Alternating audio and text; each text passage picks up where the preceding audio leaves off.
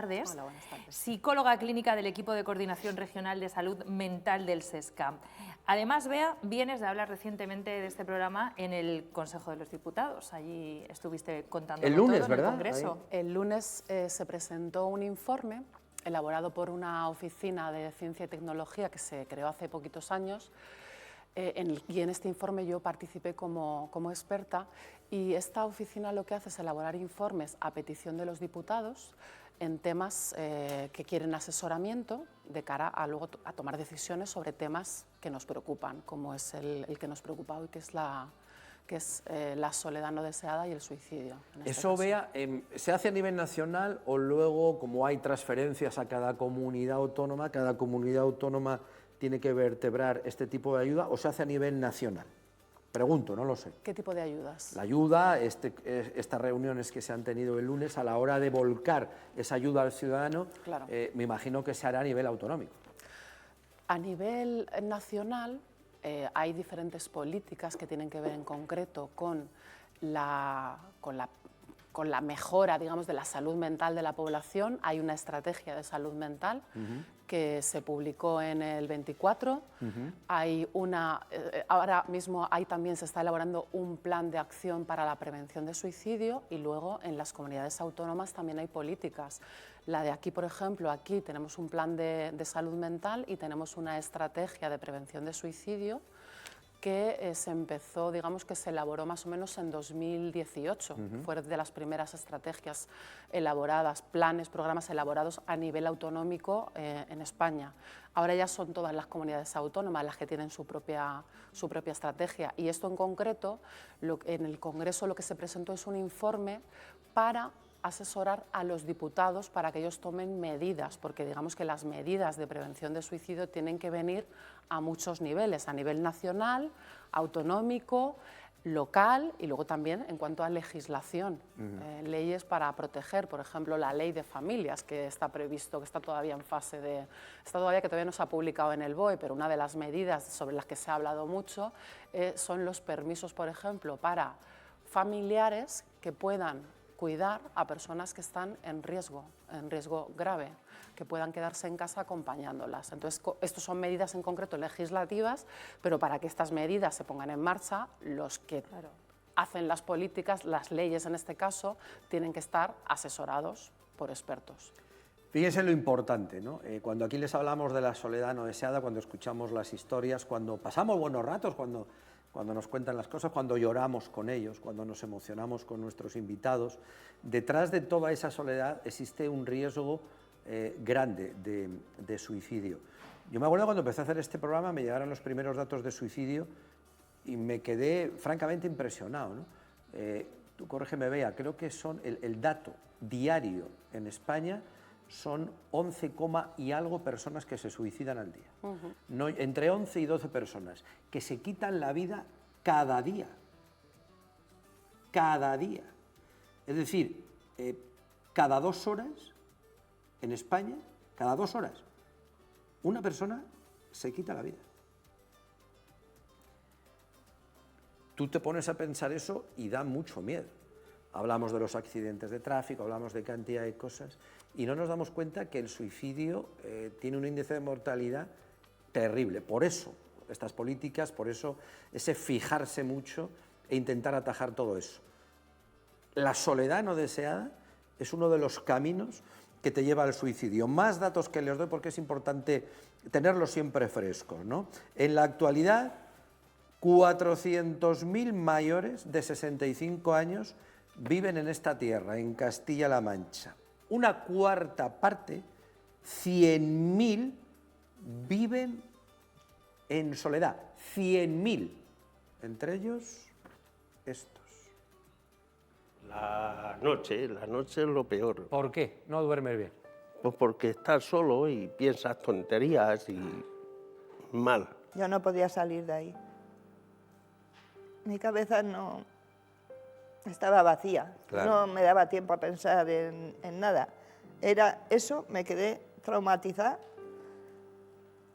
y no veía más. ¿Qué te dijo un médico? Me dijo que me buscase alguien que me diese compañía. Es tan grande la soledad que de verdad no tiene comparación con nada. ¿Cuántas veces han escuchado esto aquí? Hoy lo volveremos a escuchar. Lo escuchamos todas las tardes desde hace 8 años y medio. Miles de personas, miles, han pasado por este salón y ya nos han hablado de esa soledad no deseada. Aparece con la edad, Bea, la enfermedad, llega la soledad por carambolas que te da la vida. ¿En qué medida puede influir ese sentimiento de soledad en esa idea que empieza a rondar por las cabezas de nuestros invitados cuando dicen, y por la noche sobre todo pienso cosas raras, pienso cosas feas? ¿Por qué está tan unida la soledad no deseada con esa sensación de decir, me quito la vida?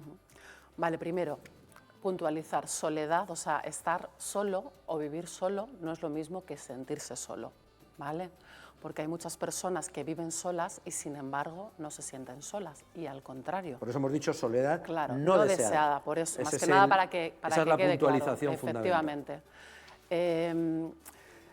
En segundo lugar, a ver, es verdad que el apoyo social es uno de los principales factores de protección de problemas de salud mental, y el suicidio en particular es uno de los principales factores de protección, junto a otros, pero hay muchos factores de protección y también hay muchos diferentes factores de riesgo. Y es verdad que establecer esa relación causal entre soledad no deseada y suicidio no sería adecuado, porque normalmente las personas que viven en una situación de soledad no deseada es que además se dan otras situaciones. Y es importante tener un poco todas en cuenta. Es verdad que hay muchas personas mayores, es verdad que este fenómeno de soledad no deseada se da más en población mayor y en población rural, como hemos empezado, pero es que también se da mucho en jóvenes actualmente, que parece que están hiperconectados, Es pero al revés. en realidad están muy Cada vez más desconectados. aislados. Cada vez más aislados, efectivamente. Entonces, las personas mayores en concreto, aparte de vivir en una situación de soledad no deseada, muchas de ellas también con la edad, hay más prevalencia, por ejemplo, de problemas de salud físicos, enfermedades, principalmente enfermedades que cursan con dolor y enfermedades que son incapacitantes, son las que más se asocian a ese riesgo de problemas de salud mental o de suicidio en particular. Y luego también hay las personas, a medida que avanza la edad, también es más probable que suframos pérdidas en general, no solo de seres queridos. Estos testimonios que habéis puesto, dos personas en concreto hablaban de pérdidas que habían tenido de sus parejas, pero hablo también de, por ejemplo, pérdidas de empleo. Las personas a partir de los 65 años se jubilan, pierden su red social, en entornos rurales, por Son ejemplo. nuestras historias cada día. Efectivamente. Pérdidas económicas, deudas. En entornos rurales, por ejemplo, en personas mayores se da mucho que las personas mayores, claro, han perdido también a sus hijos, porque sus hijos, las que tenían hijos, han volado del nido. Pero es que se han ido a una ciudad, o se han ido lejos. O incluso a otro país. Por eso que es Se han la ido vida lejos. ahora. Es decir, que hay muchas pérdidas que también se asocian con la edad, no solo la soledad. Está claro cuál es el problema, nosotros lo conocemos bien aquí, hablamos de la soledad no deseada todas las tardes, nosotros cumplimos con nuestro objetivo, o por lo menos lo intentamos, pero vamos a hablar de qué es lo que está preparando, qué es la estrategia nacional que se va a llevar a cabo contra la soledad. A ver, Bea, ¿por dónde van las iniciativas del Gobierno para atajar con el problema? Porque está claro que existen los suicidios en las personas mayores, esto cada vez va peor, ¿y cuál es el plan que tienen? Vale. Lo voy a contar de manera muy resumida para no aburrir, porque las políticas Son muchas cosas, ¿no? Pero bueno, básicamente se centran, digamos, en las medidas que a nivel internacional se consideran más adecuadas para paliar este problema, y ya hay mucho conocimiento sobre qué es lo más adecuado. En primer lugar, sensibilización a la población, porque digamos que el cambio tiene que venir de cada uno de nosotros. Es decir, no es un problema individual, la soledad no deseada, es un problema social. Estamos, digamos, inmersos en un gran cambio a nivel social donde estamos cada vez más desconectados, y entonces es importante que nosotros entendamos que nosotros somos las personas más indicadas para prevenir la soledad no deseada con los que tenemos al lado. Es decir, las medidas tienen que venir en la cercanía, en la proximidad, ¿vale? Entonces toda la sociedad tenemos que estar sensibilizada. En segundo lugar, la detección. Aparte de la sensibilización, la detección. Hay que formar no solo a la población, a la ciudadanía en general, sino también a profesionales clave, como por ejemplo médicos, ¿no? Médicos de cabecera, para que cuando se encuentran con una persona mayor que acude mucho con quejas sobre problemas de salud, dolores, etcétera, que se pare a preguntar, si tiene tiempo, que se pare a preguntar en qué situación está viviendo, cómo se siente, si vive sola, si tiene actividades sociales, para que pueda detectar si esa persona se encuentra en riesgo, ¿vale? Y luego, en tercer lugar, medidas de prevención más amplia que tienen que ver con el entorno comunitario. Los centros de día, por ejemplo, de mayores, son un poco como lo más así a nivel de medida comunitaria, ¿no?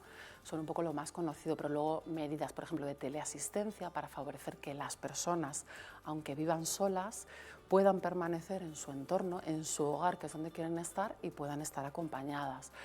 Promoción del voluntariado, ayudas económicas, ayudas al transporte, quiero decir, para conectar a las personas, y luego todo lo que tiene que ver, medidas, por ejemplo, de envejecimiento activo, medidas para fomentar el ocio en personas mayores, todo lo que sea conectar a unas personas con otras, por ahí van un poco los tiros, pero sobre todo, muy importante, las medidas de proximidad.